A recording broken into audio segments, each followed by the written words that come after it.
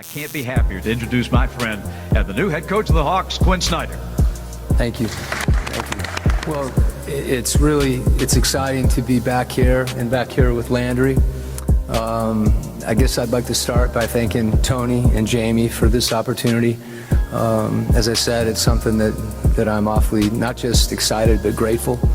I've had a chance to coach in this league for 16 years, and I've had a chance to work in some fantastic organizations with some really, really good, talented people. So, when I was looking for the next opportunity, I think I had a good idea about the things that were important to me.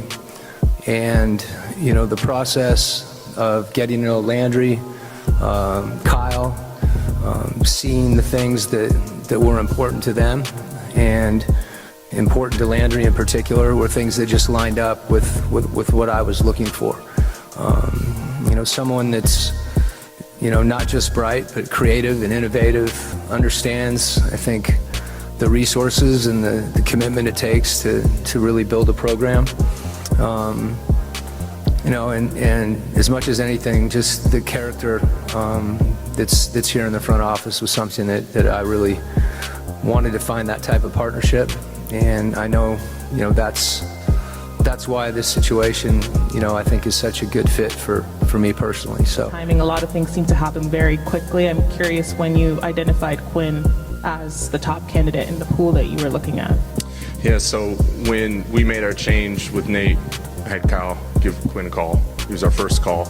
And going into it, I said that we wanted to be aggressive. And the reason I could say that was because we had already lined up what we were looking for in our next basketball coach. And fortunate for us, getting on the phone with Quin, he mentions humility and selflessness as core and chief to some of the character that he wants in and around the basketball team, as well as what we're trying to do in the front office. I was almost sold right there. So it was a big moment, getting to know him through that process, and just couldn't be more excited about it. What made you comfortable with joining the Hawks in a mid-season point, as that's pretty rare to happen? Yeah, it is. I think the circumstances themselves are even more rare. Landry referenced kind of that, although it was typically short compared to maybe a normal interview process, it was a normal process. It was, a lot of intensive conversations.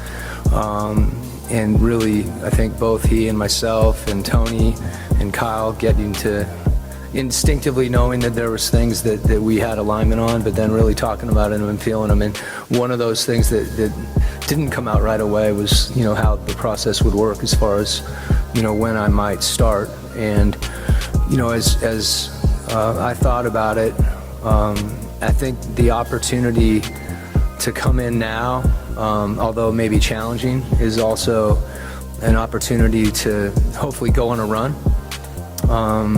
But also, and I think these things are not mutually exclusive, to begin to build a foundation, a culture. And you don't do that, even in a short period of time. The NBA, you hear the term foxhole a lot, and to get in the foxhole with these guys. And I think those things have the opportunity to really accelerate the building of relationships. You're faced with adversity and you go through it together collectively. And I didn't want to wait until next year to do that. I felt like that was something that it just made sense to me to begin now. I wanted to know, with you having such great leadership skills and a high level of coaching, this team is a very young roster, and very top heavy with our two stars in DeJounte Murray and Trae Young. Were you able to identify some things from afar before you took the opportunity in ways in which you'll help them grow on and off the court? The interesting thing, we met this morning, and one of the things I told the group, and I think it's true, generally, but I think even more so right now, is that, I have an opportunity to learn from them as well. And then I'm going to need, our staff's help, the players' help. So youth can be deceiving. We've got some guys that, you can tell already that they want to get better. And, that to me is one of the most gratifying things about this job is the chance to, to see players improve individually and also help them feel, the opportunity to have the whole team be even greater than the sum of the parts. And, again, that, as I said before, that's not always easy, but I think it's something that we're all focused on, even in this short period of time. Can figure that out even in one meeting. Landry mentioned you were clearly far and away the #1 choice.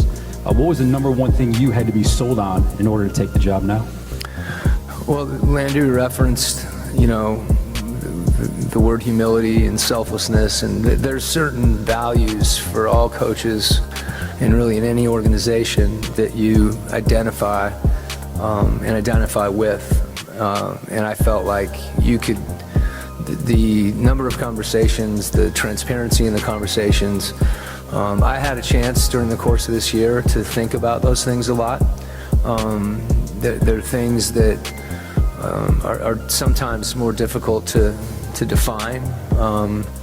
And as you get to know people, the innovation, the creativity, the intelligence, and more than anything, just a strong vision for what it means to build something that, that takes your sweat equity, So that, the combination of all those things, I guess it's hard to identify one.